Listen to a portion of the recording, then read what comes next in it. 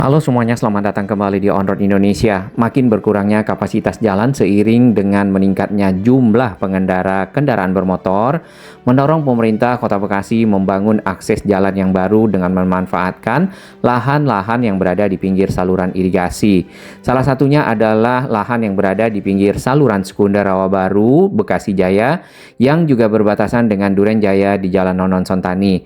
Nah, pembangunan akses baru ini nantinya ke depan secara rencana akan dilanjutkan dengan underpass di bawah rel kereta di pantauan udara kita kali ini sampai ke arah Jalan Insinyur Haji Juanda, dan sekalian untuk mendukung proyek double track ataupun DDT KAI di masa mendatang. DDT sendiri adalah singkatan dari double track, di mana nantinya akan ada 4 jalur kereta yang secara fungsi memisahkan jalur kereta jarak jauh dan juga jalur KRL. Nah, yang kita lihat saat ini adalah 2 trek saja ataupun 2 jalur kereta yang dimanfaatkan secara bersama oleh KRL dan juga oleh kereta jarak jauh. Lahan PJT yang sudah digarap dan sudah mulai dikerjakan adalah yang di sisi kanan kita. Kemudian nantinya akan ada underpass di sini menuju ke arah Jalan Insinyur Haji Juanda. Sayangnya jalan yang berada di pinggir saluran irigasi di sisi barat ini memang agak kecil. Kemungkinan akan dilebarkan dan ada pembebasan lahan. Kurang lebih seperti itu rencananya. Yang kita lihat selain adanya bangunan-bangunan di sisi kanan jalan ataupun jalan kecil yang ada di sini ke arah Sekolah Bani Saleh, ada bangunan yang persis di bibir kali ya. Nah, bangunan ini menggunakan lahan area pinggir kali untuk dihuni ataupun dimanfaatkan.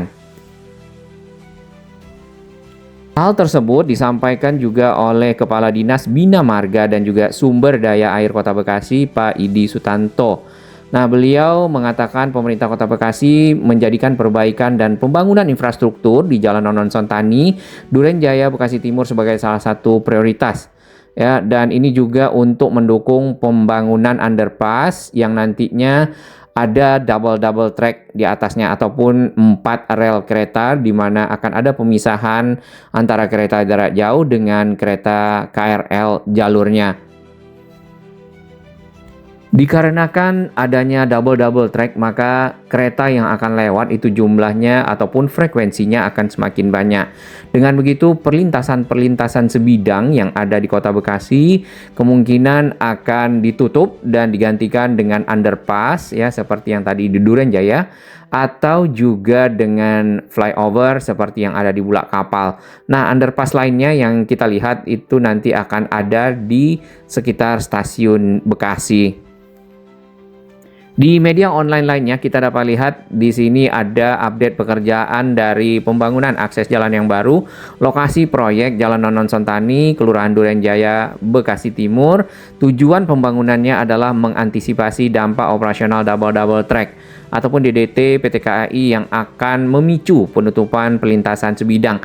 Pelintasan sebidang itu adalah titik temu langsung ya, sebidang antara rel kereta dengan jalur kendaraan bermotor, dan ini punya risiko akan kecelakaan ya. Jadi dengan adanya penutupan, adanya underpass dan juga flyover tentu sangat mengurangi risiko-risiko tersebut seperti mungkin yang terjadi beberapa waktu belakangan. Selain itu, yang kita bisa lihat di sini, pemerintah Kota Bekasi juga mengusulkan untuk pembangunan underpass di sekitar area Bulan-Bulan ataupun di dekat stasiun Bekasi.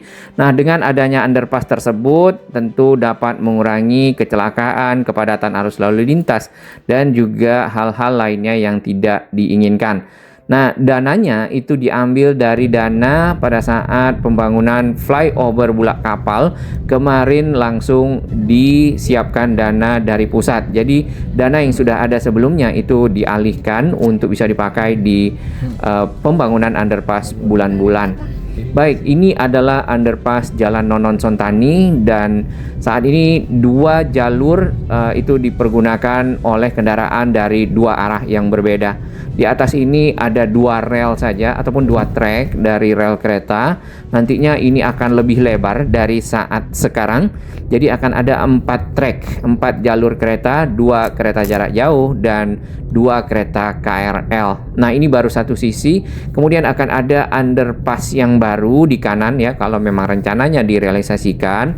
Jadi kendaraan dari arah Juanda menuju ke arah utara akan lewat di underpass di seberang.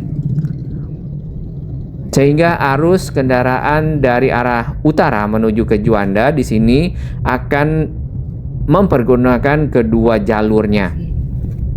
Di bagian kanan dapat lihat di pinggir dari kali ataupun saluran sekunder irigasi Rawa Baru ini ada bangunan-bangunan ya, bangunan-bangunan semi permanen dan bangunan-bangunan lainnya. Nah, itu berada di lahan milik PJT yang kemungkinan ke depan akan dilakukan pembongkaran dan lahannya akan dijadikan akses jalan seperti yang kita lewati saat ini. Kita akan lihat kondisi di bagian depan di sekitar Jalan Juanda nantinya di peta ke depan. Karena akses masuk ke Jalan Kusuma yang ada di samping itu sangat sempit, dipenuhi oleh bangunan-bangunan. Nah, yang di kanan ya. Dengan adanya akses jalan yang baru, maka Kota Bekasi akan bertambah kapasitas jalannya dan tentunya meningkatkan kelancaran dari mobilitas masyarakat yang menghuni kawasan di sekitar area sini atau juga di sisi utara, baik itu ke arah Karangsatria, Babelan dan lainnya. Karena akses ini membantu mereka menuju ke kota Jakarta misalnya, atau ke lokasi-lokasi lain, mengingat Kota Bekasi sendiri adalah kota satelit, kota yang berada di luar kota Jakarta, namun penduduknya itu bekerja di kota Jakarta, pergi pagi pulang di sore hari. Baik, kita lihat sedikit jalan akses yang baru di Bekasi Jaya ya, karena di seberang kali itu sudah masuk Bekasi Jaya. Kemudian di kanan kita ataupun di jalan Nonon Sontani, Haji Nonon Sontani itu masuk ke Duren Jaya. Akses ini tadinya padat dengan perumahan semi permanen ya. Namun saat ini sudah rapi, hanya saja masih banyak sampah yang tersangkut di jembatan yang barusan kita lewati. Proses pemadatan tanah dan juga batu-batu kapur serta batu kerikil dan pasir di sini sudah berlangsung ya beberapa waktu belakangan, dan yang kita lihat sudah mulai rapi. Hanya saja perlu yang ke arah pinggir kali ini turapnya ada yang pecah dan ada yang terbongkar. Jadi harus dirapikan agar tetap kuat dan tidak mudah longsor ya ke dalam area kali tersebut. Selain itu, yang kita perhatikan lagi adanya pembuatan saluran drainase ya yang berada ke arah rumah warga yang sudah semakin rapi. Hanya saja airnya tidak begitu mengalir ini dan mulai ada sampah plastik di dalamnya. Perlu dibuatkan himbauan-himbauan kepada warga yang ada di sini untuk menjaga kebersihan, tidak membuang sampah sembarangan, karena dari kondisi yang kita bisa lihat di bawah ini sudah berubah hampir ya 180 derajat dari kondisi sebelumnya, padat, kumuh, banyak sampah dan banyak barang-barang bekas serta becek ya, seperti itu. Di hari ini kita bisa perhatikan ada truk-truk yang membawa batu dan pasir dan sudah diturunkan kemudian diratakan oleh ekskavator. Nah, dari peta Google kita akan lihat ini jalan Haji Nonon Sontani, ini adalah underpassnya, kemudian underpass satu lagi akan berada di sisi kiri atau sisi barat. Jalan Haji Nonon Sontani ini masuk ke Kelurahan Duren Jaya. Sedangkan jalan yang saat ini dikerjakan ataupun yang berada di samping saluran irigasi masuk ke dalam Kelurahan Bekasi Jaya. Yang ini. Nah, masih banyak kita lihat rumah-rumah ya, ini adalah image Google mungkin sebelum pembongkaran. Kemudian pembongkaran dilakukan sampai ke arah rel di sini dan sudah rapi saat ini. Nantinya akan ada underpass ya di pinggir Jalan Melati Raya 2 dan terus ke Jalan Melati Raya 2 sampai ke arah Jalan Juanda.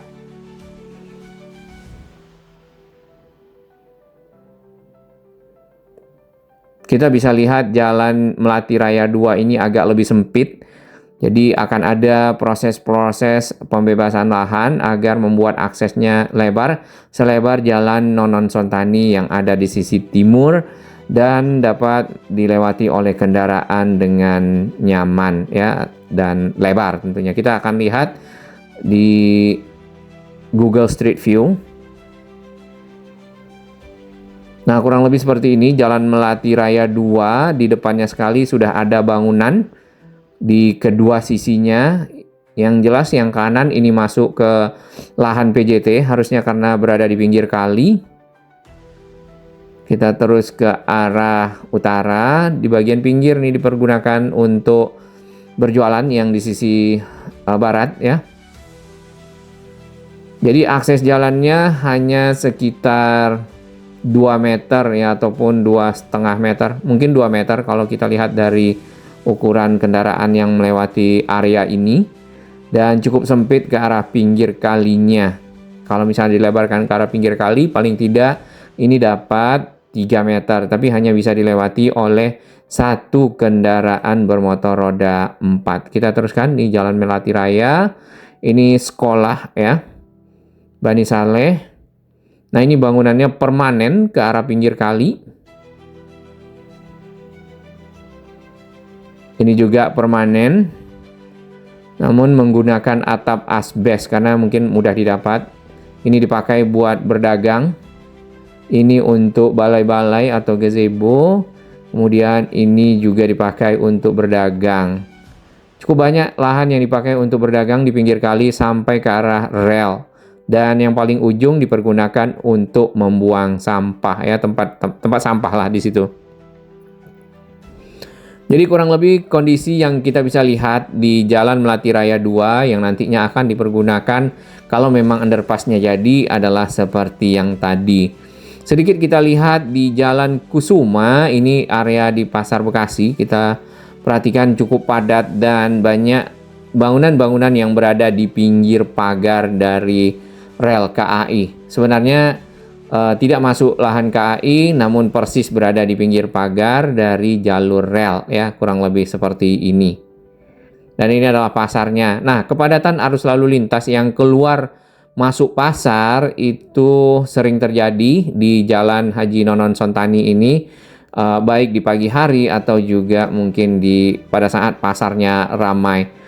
Kemarin pemerintah Kota Bekasi juga melakukan penertiban terhadap para pedagang yang menggunakan Jalan Juanda ya, di depan Jalan Juanda beraktivitas sehingga badan jalan itu akhirnya menyempit dan ada juga untuk parkir sehingga sulit untuk dilewati oleh kendaraan. Dari pantauan udara kita bisa lihat satu rangkaian kereta jarak jauh ataupun KAJJ masuk dari arah timur menuju ke Jakarta ataupun ke arah barat. Nah, nantinya ke depan dengan adanya 4 jalur di sini, maka kereta jarak jauh dan kereta KRL tidak menggunakan jalur yang sama. Berarti akan ada lahan yang harus dilebarkan ya, apakah ke arah utara atau ke arah selatan. Nampaknya ke arah utara lebih luas ya tanahnya dibandingkan dengan ke arah selatan. Dan kita bisa perhatikan juga di pinggir dari jalur rel ini ada saluran airnya, hanya saja banyak sampah yang dibuang di lokasi tersebut. Bahkan ke arah ujung kita bisa lihat adanya tempat pembakaran sampah. Mudah-mudahan menjadi perhatian juga bagi pemerintah Kota Bekasi, Dinas Kebersihan untuk mengambil sampah yang ada di rumah-rumah warga dan akhirnya area ini menjadi bersih. Ini salah satu lokasi tempat pembuangan sampah di pinggir dari rel kereta. Dengan adanya underpass, nah saluran air ini apakah akan dibuat lebih lebar ataupun saluran irigasi sekunder? Nanti kita pantau bersama ya, karena kalau kita perhatikan di bawah rel kereta tersebut hanya ada satu gorong-gorong bulat. Dengan gorong-gorong tersebutlah air mengalir dari arah Kalimalang atau dari arah Kali Bekasi yang dipakai untuk tadinya ya sebagai saluran irigasi mengairi lahan-lahan pertanian yang ada di utara Bekasi.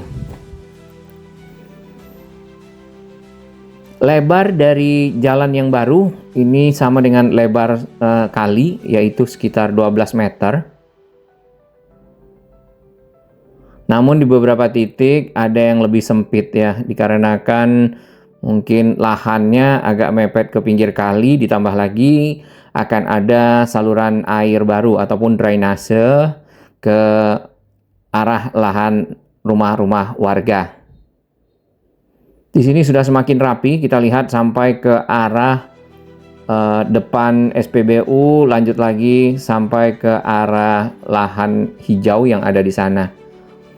Sedangkan yang ke arah Masjid Nurul Amal itu masih dalam tahap pemadatan lanjutan, karena tadinya tanah tersebut adalah tanah yang lunak ya, bekas tanah yang ada airnya. Tentu harus dipadatkan dan mungkin ya, penimbunannya dilakukan beberapa lapis yang agak berbeda dengan lokasi lainnya yang mudah, tinggal pecahan-pecahan puing-puing ditimpa dengan batu-batu kapur lalu diratakan dengan batu-batu yang bercampur pasir seperti ini. Ada 4 ya dump truck di sini membawa batu pasir dan sudah mulai diratakan oleh ekskavator.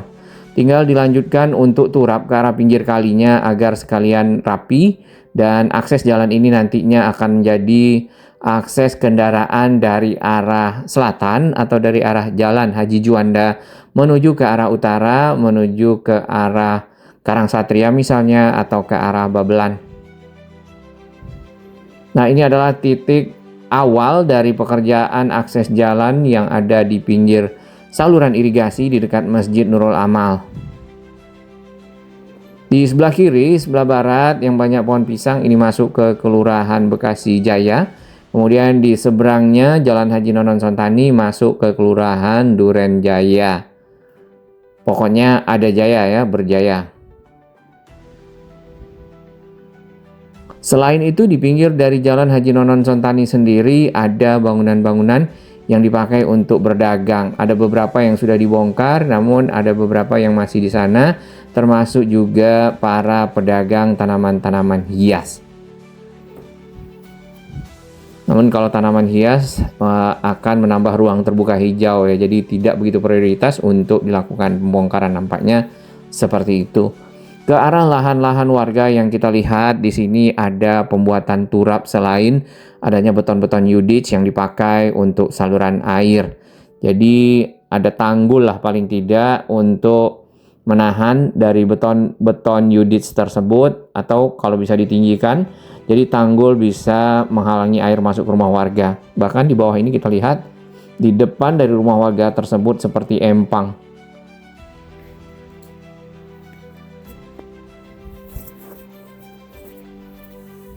Kapankah targetnya akan diselesaikan untuk pekerjaan jalan ini?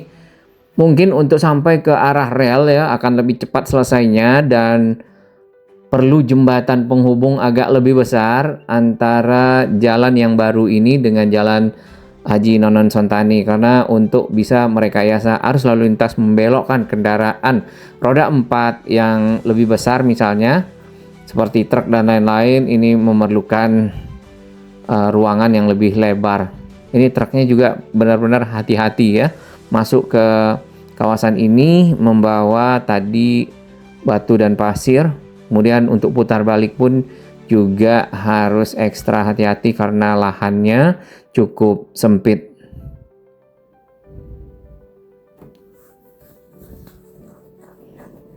Kita bersama ada 4 anak ya di bawah. Mereka sangat gembira dan mendukung dari perbaikan jalan, pelebaran jalan yang ada sebagai bagian dari akses masyarakat. Tadi truknya masuk dari sini nih. Dan kalau ada 2 kendaraan, maka kalau sudah ada truknya tidak dapat dilewati lagi.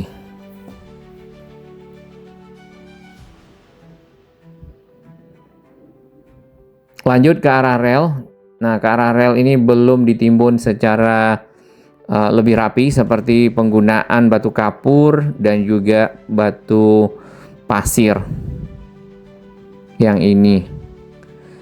Ini mungkin dibiarkan untuk kelanjutan dari pembuatan underpass yang baru sehingga nanti bisa dipergunakan untuk arus lalu lintas dari arah Jalan Juanda. Nah, di bagian bawah rel dapat kita lihat itu hanya ada satu gorong-gorong berbentuk bulat ya.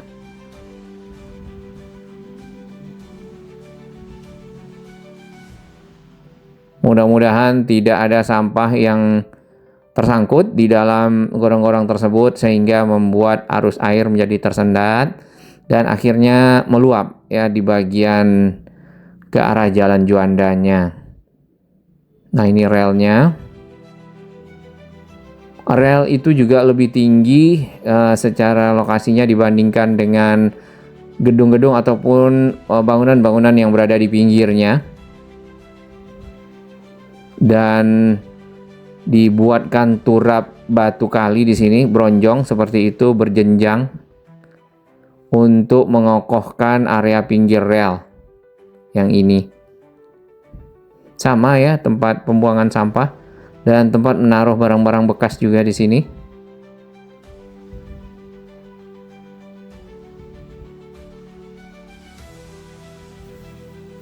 Jadi nanti double track itu akan ada sampai ke arah Cikarang. Berarti dari Manggarai sampai ke Cikarang kereta jarak jauh dan kereta KRL tidak akan menggunakan jalur yang sama. Jadi masing-masing menggunakan jalur yang sudah diperuntukkan ya, kurang lebih seperti itu. Fungsi lain dari double track adalah meningkatkan frekuensi dan kapasitas angkut KRL. Karena yang kita ketahui dengan adanya kereta jarak jauh, maka kereta KRL itu biasanya mengalah ya, berhenti di sebuah stasiun. Jadi kereta jarak jauhnya akan lewat terlebih dahulu, lalu kereta KRL mulai berangkat lagi. Nah, dengan begitu kereta KRL harus menunggu dan waktu tunggu ini namanya headway. Jadi dengan adanya double track, waktu tunggu untuk kereta KRL akan menjadi lebih cepat ya, sehingga masyarakat, para penumpang, para komuter akan sampai di lokasi tujuan lebih cepat pula. Kurang lebih seperti itu. Kemudian yang ketiga adalah memangkas waktu tempuh kereta jarak jauh ya. Dan kereta jarak jauh sendiri biasanya akan lebih melambat di sekitar area ini mengingat adanya KRL dengan kecepatan yang kita perhatikan sampai dengan 80 km per jam ya. Sedangkan kereta jarak jauh itu, apalagi kalau Argo Bromo Anggrek, itu bisa sampai 120 bahkan lebih sedikit. Jadi kalau kecepatan kereta tidak tertahan oleh kereta KRL, maka waktu tempuh ke arah Gambir ataupun sampai ke Jatinegara atau ke arah Manggarai menjadi lebih cepat dibandingkan dengan sebelumnya. Dan berikutnya yang jelas, dikarenakan adanya kereta yang lalu lalang ya, untuk perlintasan sebidang akan ditutup demi keamanan dan akan digantikan dengan underpass serta flyover. Yang terakhir adalah faktor keselamatan ya bagi jalur kereta tersebut. Jadi kalau misalnya satu jalur dengan kereta KRL seperti yang kejadian sebelumnya, pada saat kereta KRL berhenti dan ada kereta jarak jauh di belakang dan jaraknya cukup dekat, maka akan terjadi tabrakan ya, dan itu cukup sulit untuk dihindari. Nah, kalau punya jalur yang berbeda, maka KRL dan kereta jarak jauh, walaupun KRL-nya berhenti ya karena ada sesuatu, maka kereta jarak jauh tetap dapat bergerak dan tidak berada di belakang dari jalur kereta KRL tersebut.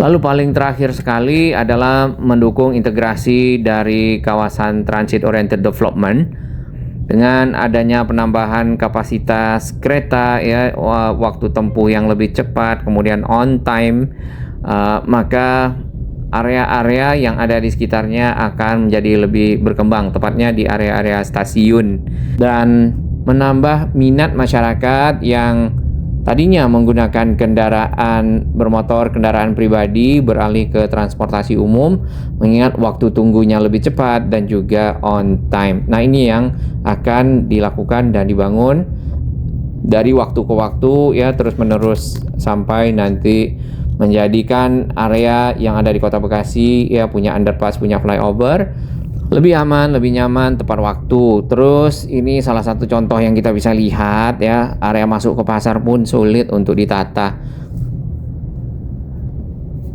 Jadi selain pembangunan infrastruktur dan lainnya, pembangunan manusianya juga sangat diperlukan untuk menjadi negara yang maju, kurang lebih seperti itu. Kita akan pantau ke depan bagaimana pembangunan underpass di sini berlangsung serta progresnya.